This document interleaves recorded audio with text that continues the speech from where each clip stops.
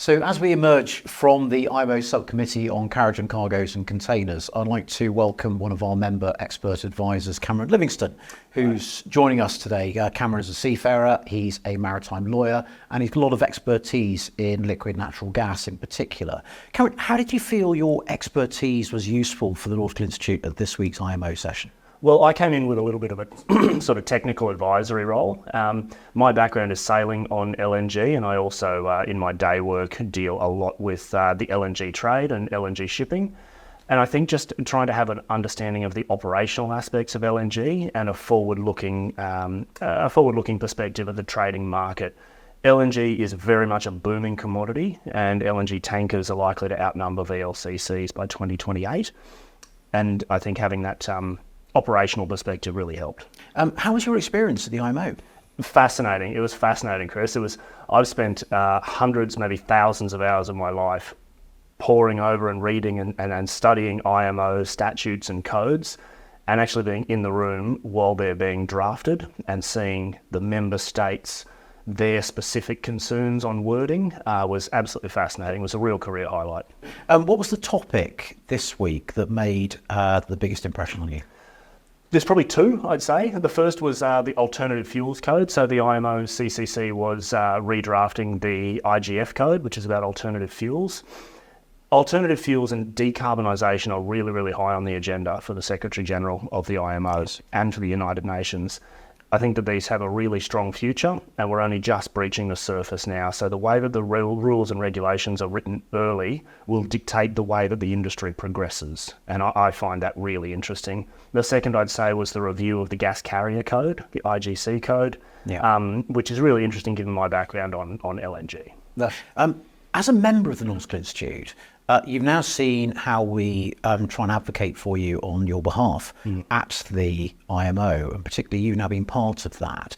How important do you think that is for our membership? I can't think of a greater body of maritime and seafaring expertise on Earth than the Nautical Institute. The intellectual capital that's held by the 12,000 members, many of whom are current seafarers, that is the single greatest body of seafaring knowledge on Earth. There is no better advocacy body to bring the perspectives of seafarers to the regulators than what the Nautical Institute is. So what have you learned, do you think, this week at the IMO that you can take away from this for your future career? Well, number one, the art of diplomacy and the way that things are done behind the scenes as opposed to just on the floor. Seeing the way that member states interact has been really, really interesting. Being able to distill why certain member states and why certain flags have particular concerns, obviously their commercial interests, their national interests, even security interests, all come into play with the way that they would like certain things drafted. But of course, it's not autocratic, it's a democratic society. And so the way some objections were received and noted, and the way some positives were received and noted was really, really interesting. And particularly for a maritime lawyer, I found it really fascinating. In terms of preparation, how did that go for you before we actually got to this stage?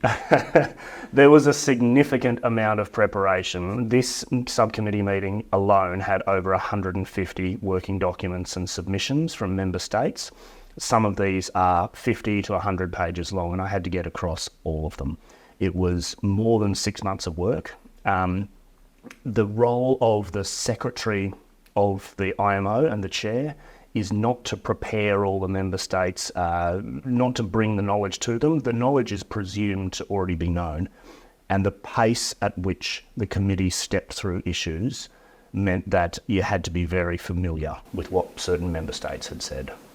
And in terms of your contribution this week, what do you think the biggest standout for you? And I'm very grateful for your expertise on a couple of issues, but which one stand out for you? Well, probably the operational side. So in LNG shipping, we also discussed quite a bit about the human element, the enclosed space entries, that sort of thing, which I've done a lot of. And I can bring a perspective about the human factors that go into that. And humans are imperfect beings.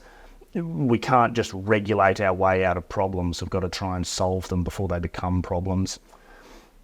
Secondly, I think as a maritime lawyer, I can bring a little bit of expertise about the way that IMO instruments are incorporated into national law, what signatory states have agreed to do, and why someone may be a signatory or not a signatory.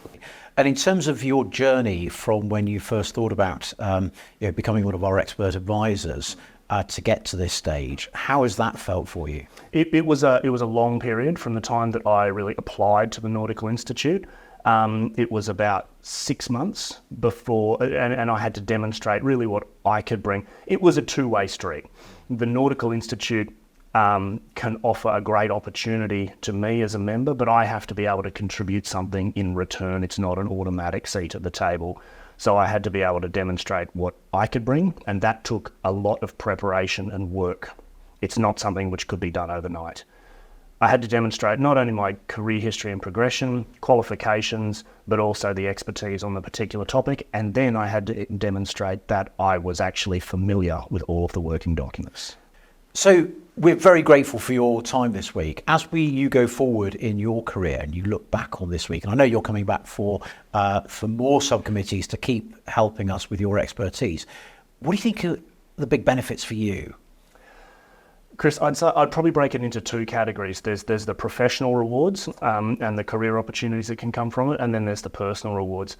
I have found it incredibly personally rewarding as an ex-seafarer and maritime lawyer just to be in the room when international law and statutes are being created and drafted, and to be able to look back at this law in 10 years' time and remember why certain parts were crafted in certain ways.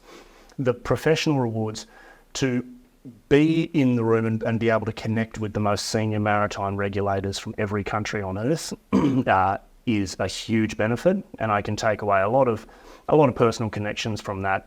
The other professional reward is to start to understand the commercial lens of each different flag state.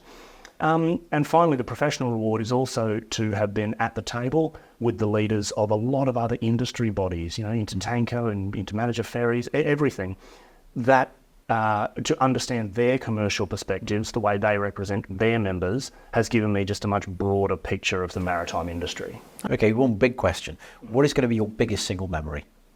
The biggest single memory probably would be watching all member states reach consensus and agreement on one particular part of the Alternative Fuels Code after several hours of debates and phrasing and paragraphs moving backwards and forwards, to hear the chair say that consensus has been reached and that we have a new wording going forward. That was it was almost a real milestone, I suppose, not just for the IMO, but for me personally. I must admit, it is a delight, because the IMO is, of course, a consensus-based organisation, so that's a lovely thing to take away.